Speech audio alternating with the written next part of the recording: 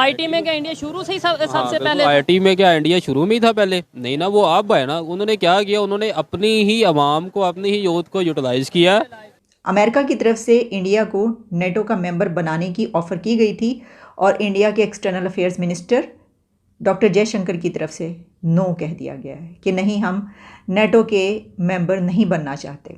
उन्होंने ऐसा क्यों कहा है? पीएम मोदी की गवर्नमेंट को 9 साल कंप्लीट हो चुके हैं और आज वो गवर्नमेंट इस पोजीशन पे है कि वो पूरे अमेरिका को, पूरे यूरोप को फूड सप्लाई कर सकती है और पूरे जापान को घर प्रोवाइड कर सकती है। सबसे बढ़ के जो बाइडेन आगे जब मिले थे वो तो पाकिस्तान के लिए भाई मतलब एक शॉकिंग था कि जो बाइडेन जिनके सैंक्शंस हम पर लिखते वो आगे प्राइम मिनिस्टर नरेंद्र मोदी को मिल रहे हैं। भी मैं कुछ लेकर बैठी हूँ।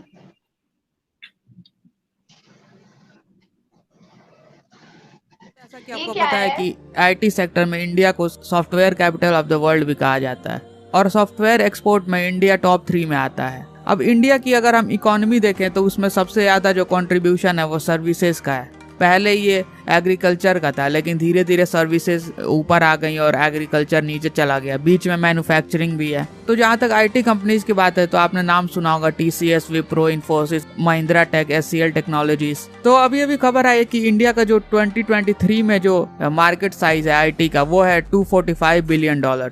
ये एक बहुत बड़ी अचीवमेंट है। एक समय था जब हम यूएसए की सिलिकॉन वैली के बारे में बात करते थे, लेकिन हमारे यहाँ भी सिलिकॉन वैली है बेंगलोर में। तो इस वीडियो में आप देखेंगे कि जब पाकिस्तानी अवाम से पूछा गया कि क्यों इंडिया इतना आगे जा रहा है और वहीं पाकिस्तान बैंकरप्ट होने वाला है, तो उनका क्या रिएक्शन था। तो वीडियो को एंड तक देखें और लाइक, सब्सक्राइब करो और बेल आइकन जरूर दबाएं। कमेंट शेयर जरूर करें। जय हिंद।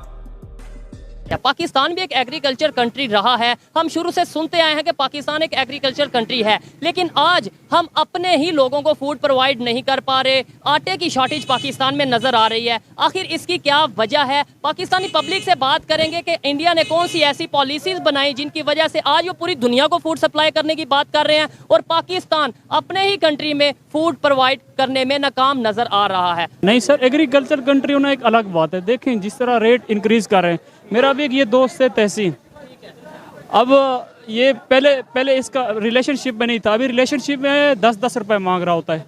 इसकी कंडीशन इतनी पतली हो गई। जी जी। अच्छा, रीजन क्या है? मतलब अगर मैं हूँ पाकिस्तान की यूथ, आप हैं पाकिस्तान की यूथ, हमने पाकिस्तान के लिए सोचना है। क्या रीजन है कि हम ग्रो नहीं कर पा रहे? हम किसी से सीखने की कोशिश नहीं करते। हम जी जी मसला ये है ना भाई कि मस्जिद के बाहर बैठकर आराम से मिलते हैं, तो मेहनत क्यों करे बंदे? मांग के आराम से मेरी बात सुने, यहाँ पे ना जुम्मे के दिन ना ये नीला गुम्बद की जो मस्जिद ना बहुत बड़ी जमात होती है जुम्मे के दिन। तो ये हमारा भाई ये तहसीन भाई बड़ा चादर पिलाकर मस्जिद के बाहर 5,000 से लेकर 7,000 तक कमाई होती है इसके। उस पर हफ्ता आराम से गुजर जाता है इनका। 7,000 में तो गुजर जाता है। और हाँ जी, मजे करता है। इंडिया से खबर आई है, उन्होंने ये अभी स्टेटमेंट दी है उनके फॉरेन मिनिस्टर ने कि हमारे जो प्राइम मिनिस्टर हैं या इंडियन गवर्नमेंट है वो इतनी पावर रखती है कि वो पूरे अमेरिका को फूड सप्लाई कर सकती है, वो पूरे जापान को जो सा घर बना के दे सकती है। मतलब एक इतनी वो ज्यादा वो अपना जो सा उन्होंने अपनी इकॉनमी को मजबूत और इसके अलावा फूड के हवाले से उन्होंने बात की कि दुनिया को फूड प्रोवाइड कर सकते हैं। क्या रीज़न है इसका? हाँ बिल्कुल, आपकी बात ठीक है। उनका विजन क्लियर है, उनका विजन क्लियर है हर चीज़ के मामले में। और हमारा विजन क्लियर नहीं है। हम किसी चीज़ को लेकर नहीं चलते। एक मतलब करंट पॉलिटिक्स ले लें आप, इसमें भी कोई विजन ही नहीं है हमारा ना, जिसकी वजह से ये मामला जो से है एग्रीकल्चर के, फूड क्राइसिस के, ये दिन ब दिन बढ़ते जा रहे हैं। विजन की आपने बात की, नो डाउट मैटर करता है। देखें इंडिया की आबादी कितनी आप बताएंगे? हाँ, इंडिया की आबादी हमारे से ऑलमोस्ट 1 अरब के करीब है उनकी आबादी। 1 अरब 40 करोड़ से भी प्लस है, या 1 अरब 40 करोड़ आप कह लें। वो अपने 80 करोड़ लोगों को फ्री राशन दे रहे हैं, फ्री फूड दे रहे हैं। हमारी टोटल आबादी 24 करोड़ या 25 करोड़ और यहाँ पे फूड क्राइसिस है।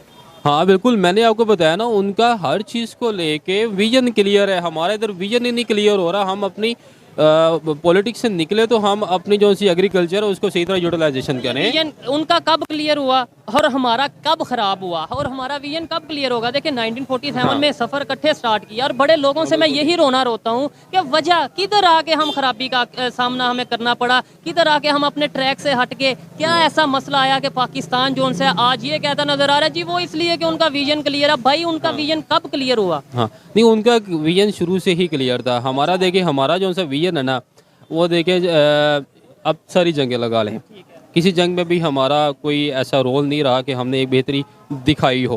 मेरा खान साहब से कोई ज़ाती ताल्लुक नहीं है, मेरा मियाँ साहब से कोई ज़ाती ताल्लुक नहीं है, मेरा कोई टीएलपी से, कोई पीपी से, कोई जमात इस्लामी से, इन सब से कोई ज़ाती ताल्लुक नहीं है। मैं ये कहता हूँ पाकिस्तान के हक में जो बेहतर है, पाकिस्तान के हक में जो बेहतर है, बेशक वो स्टैब्लिशमेंट है, बेशक वो नून लीग है, बेशक वो काफ लीग है, बेशक वो अली से लेके ये लीग है, जो भी है। अच्छा, आपके ख्याल में वैसे कौन सी पार्टी बेहतर है? मेरे ख्याल से कौन सी पार्टी बेहतर है? मेरे ख्याल से पब्लिक ओपिनियन ना, हाँ, मेरा ख्याल ये है कि इस टाइम ना सिर्फ कायदे आजम पार्टी जो ना वो सबसे बेहतर है। पता कौन? काफ लीग? नहीं नहीं नहीं नहीं नहीं, ये वाली पार्टी इस टाइम सबसे बेहतर है। ठीक हो गया, आप इसे वोट देंगे? मैं इसको वोट देता आ रहा हूँ भाई। आप भी इसी को वोट देने के लिए इस टाइम रात के 1:30 बजे भाई पब्लिक ओपिनियन करने के लिए निकले हुए हो। आपने जवाब दिया कि आप किसको वोट देंगे। अच्छा लगा इनसे बात करके कि एक नया क्वाड बनने जा रहा है और उस क्वाड में इंडिया नहीं होगा, इंडिया नहीं है। तो क्या यूएस को इंडिया की बात बुरी लग गई है और इंडिया नेटो का मेंबर क्यों नहीं बनना चाहता? और तीसरी खबर हमारे पास ये होगी कि एंटनी ब्लिंकन ने पाकिस्तान के मुतालिक कुछ कहा है। वो क्या है और उससे भी कुछ और इश्यूज जुड़े हुए हैं। लेकिन पहले हम इस पे बात करते हैं कि नेटो की मेंबरशिप को इंडिया ने नो क्यों कहा। इंडिया ने डिच कर दिया है यूएस को और आगे चलकर ऐसा नज़र आ रहा है कि यूएस क्वाड से इंडिया को डिच कर रहा है। लेकिन क्योंकि प्रैक्टिकली आप किसी ग्रुप से किसी कंट्री को विदाउट एनी सॉलिड रीज़न नहीं निकाल सकते और ख़ासतौर पर एक बड़ा मुल्क इंडिया को आप क्वाड से नहीं निकाल सकते, तो आप वैसा ही एक और प्लेटफॉर्म जन्म ले लेता है। बात तो खैर हम डॉक्टर जयशंकर की भी करेंगे कि उन्होंने एक बार फिर स्टेटमेंट दिया है पाकिस्तान और टेररिज्म को लेकर। लेकिन उससे भी पहले मैं आपसे, क्योंकि आप जर्नलिस्ट भी हैं, ये जरूर जानना चाहूंगी कि आजकल जो सिचुएशन है पाकिस्तान में, जिस तरह से 9 मई को जो कुछ हुआ और उसके बाद जो एक बिल्कुल कॉर्नर किया गया है इमरान खान को, उनकी पार्टी को, और अब तो देख ही रहे हैं कि कई लोग निकल के किसी दूसरी पार्टी में चले गए। कैसे देख रही हैं आप इस सारी सिचुएशन को कि क्या हो रहा है यहाँ पे? आरजू, मुझे नहीं पता है कि बाकी एनालिस्ट ने क्या कहा था पाकिस्तान में और इंडिया में भी, जो भी सिचुएशन चल रही थी पाकिस्तान में इमरान खान को लेके।